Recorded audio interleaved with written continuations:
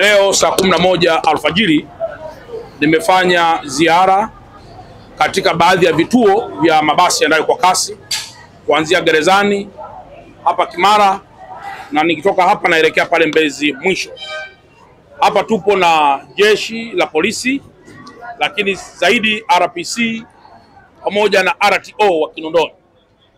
Lakini jambo langu kubwa ambalo nataka kuwafafanulia ndugu waandishi wa habari na wananchi wenzetu waweze kuelewa, tumeona klipu nyingi zikiwa zinazunguka zikionyesha watu wananing'inia kwenye magari, lakini pia zikionyesha kwamba watu wanasukumana sana kuingia kwenye mabasi. Kwanza, kama mkuu wa mkoa nikiri kabisa kwamba mabasi haya yameshapungua sana kutoka kwenye idadi yake ya kwanza tangu yalivyonunuliwa mpaka yalivyo sasa. Hivi mabasi yanayotoa huduma kwa muda huu, mabasi ya kampuni ya UDAT yanayotoa huduma hayazidi hata 40. Mabasi yanayotoa huduma, kwa sababu ndio mabasi ambayo yana uafadhali. Kitu ambacho kimefanyika, Mheshimiwa Rais wa Jamhuri ya Muungano wa Tanzania ameagiza haraka sana, kama ambavyo niliwapeni taarifa siku ya kwanza, kwamba kila barabara apatikane mtu wa huduma mmoja, ili kuwe kuna ushindani wa utoaji wa huduma katika barabara hizi: barabara Moro Road, barabara Kilwa Road, barabara ya Mwalimu Nyerere ile kwenda airport, pamoja na barabara zingine ambazo ziko mbioni kukamilika. Barabara hii tunayoizungumzia leo ya Morogoro Road hii, amepatikana mtu wa huduma mmoja nje na UDAT. Maana yake ni kwamba kwa muda huu, muda sio mrefu, mabasi yataingia, mabasi ambayo yatakuwa ni kampuni tofauti na UDAT.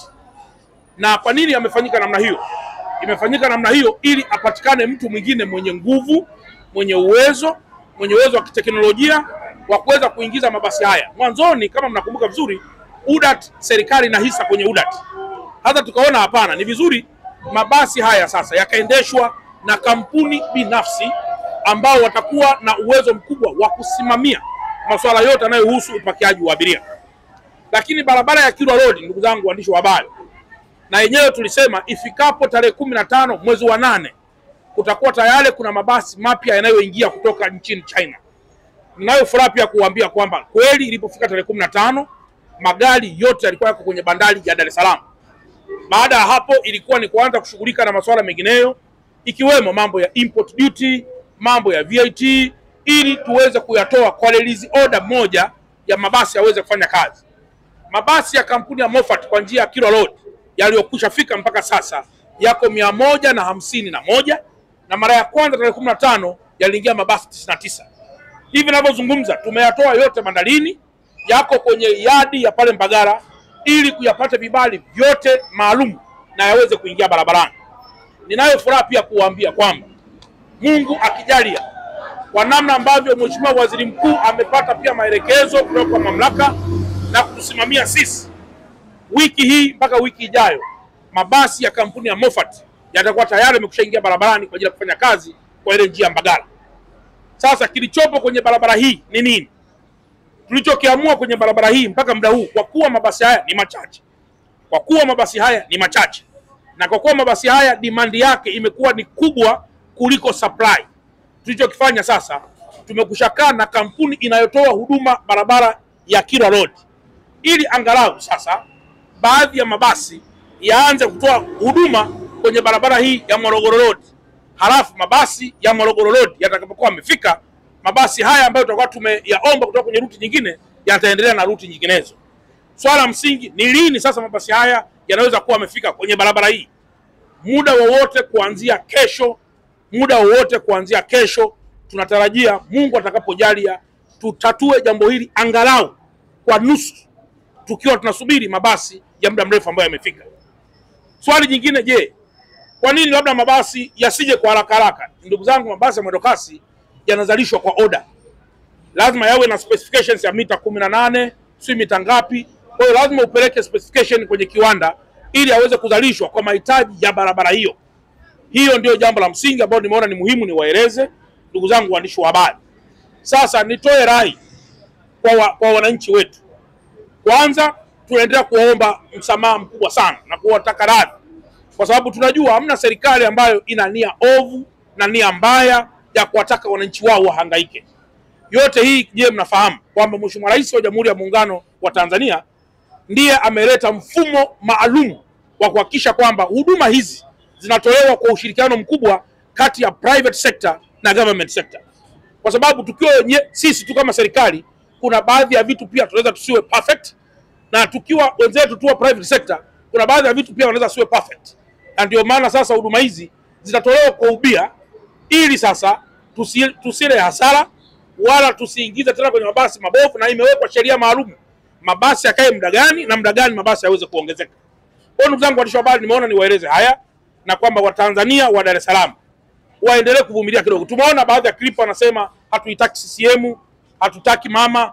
Mimi naomba niwaeleze ukweli kwamba hizi ni hasira za muda mfupi, na mara serikali itakapokuwa imeingiza mabasi haya, naamini kabisa, kwa sababu leo serikali hata kusema hatuitaki CCM, sawa, CCM usipoitaka maana yake ni kwamba ndio mbadala wa mabasi? Hapana.